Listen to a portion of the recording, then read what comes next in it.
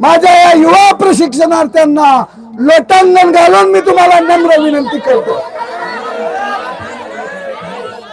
नाही नाही थांबा थांबा सर का अरे सर थांबा थांबा थांबा सोडा सोडा अरे सोडा सोडा पटेल साहब तुम आगे बढ़ो, पटेल साहब तुम आगे बढ़ो, हम तुम्हारे साथ हैं। हमसे डरती है पुलिस वाले डरती है।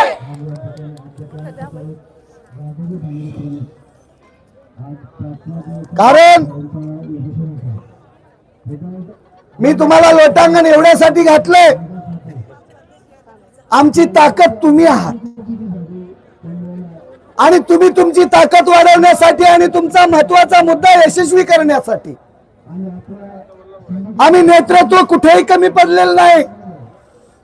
आदरणीय तुकाराम बाबा त्यांच्या पद्धतीनं प्रत्येक आंदोलन अगदी शर्थीचे प्रयत्न करून ते करतायत, लढत आहेत। आदरणीय अनुप सर वेळ कमी देत असतील तुम्हाला। मी आता काही जणांचं वाटतं की बाबा आणि चाकूरकर साहेबच आम्हाला वेळ देतात, सगळे वेळ सारखा देऊ शकत नाही। तुम्ही आंदोलनात सगळे सारखे आहेत का? कोण काल नव्हतं ते आज आहेत ना? मग कालची जागा आज तुम्ही भरून काढली ना? काल तर आंदोलनाची अशी स्थिती होती, काही प्रशिक्षणार्थी 2:30 वाजता आले, 2:30 वाजता। मग 2:30 वाजता उशिरा का आलं म्हणून म्हणता येतं का? आपली संख्या वाढतच होती ना, त्याच्यामुळं तो शेवटी उशिरा पण आलेला प्रशिक्षणार्थी जेवढा महत्वाचा आहे जेवढा प्रशिक्षणार्थी संपूर्ण आंदोलनात सहभागी आहे त्यासोबतच शेवटी का होईना येणारा तो प्रशिक्षणार्थी तेवढाच महत्वाचा आहे। म्हणून नेतृत्व, सगळे नेतृत्व आपल्याला पूर्ण वेळ देऊ शकणार नाही, त्यामुळं कुणीही नेतृत्वाबद्दल गैरसमज वगैरे करून घेण्याचं काही कारण नाही। आता बाबा 3 दिवस होते, 4थ्या दिवशी 5व्या दिवशी बाबा नव्हते, त्यांची काहीतरी अडचण होती म्हणून त्यांना दोष द्यायचा का?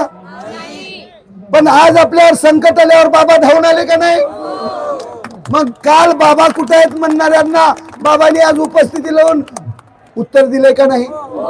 काल काही म्हणायचे बाबा कुठे आहेत, आम्हाला काट्या बसत असताना बाबा कुठे आहेत?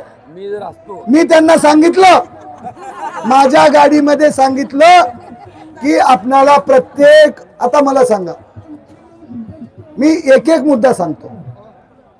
अनुप सरांकडे आणि प्रकाश दादाकडे ही जबाबदारी दिली, ते विदर्भाचे सुपुत्र आहेत आणि या आंदोलनाचं नेतृत्व, माझ्या कन्येचा विवाह झालाय, मला तेवढा वेळ देता येणार नाही आणि तुम्ही दोघांनी नेतृत्व करावं।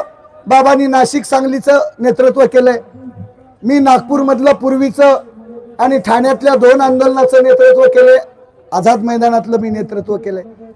थोडं नेतृत्व आणि जबाबदाऱ्या वाटून घ्याव्या म्हणून त्यांच्या दोघांकडे जबाबदारी दिली। मग त्यांनी जेवढं जमल तेवढं सहकार्य करत गेले। 9 तारखेचा चॉकलेट मोर्चा चॉकलेट, पण आमच्या एकाकडे बी चॉकलेट नव्हतं आणि मग अनुप सर आले नितका मग आले प्रकाश दादानी बॅनर ते हातात धरायचे। आकाश गडपाल कुठे आहेत? आकाश गडपाल आहेत का नाही? अमरावतीचे जिल्हाध्यक्ष, त्यांचं जरा टाळ्या वाजवून अभिनंदन करा। हातात धरायचे बॅनर, डिजिटल बॅनर त्यांनी करून इथं हजेरी लावली आणि अनुप सर किती वाजता आले?